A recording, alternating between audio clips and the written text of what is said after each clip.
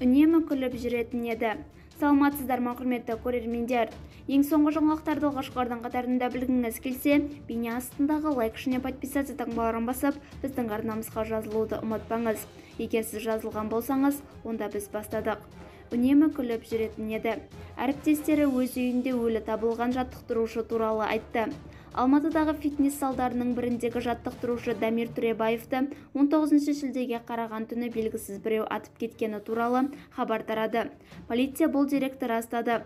Марқұм жігіт жұмыс істеген фитнес зал қызметкерлері Дамир жайлы естеліктерін айтты, деп хабарлайды Массагет газеті тілшісі. Дамирдің қазасы туралы әріптестеріміз чатта жазды, ал қалай болғаны туралы ақпарат бермеді. Оқиға үйінде болған ғой. Дамирді тек әріптес ретінде танимын. Үнемі позитивті, ешкімді ренжітпейтін, тек күліп жүретін, ішімдік ішпейтін, тіпті энергетикалық сусын ішпейтін, өте мейірімді, өте жақсы жігіт еді, дейді фитнес залының әкімшісі. Құрметті көрермендер, біз өз командамыз атынан Дамирдің отбасына көңіл айтамыз. Сіздер де бір ғана лайк түймесін басып, көңіл айтып қойыңыз. Сау саламат болыңыз.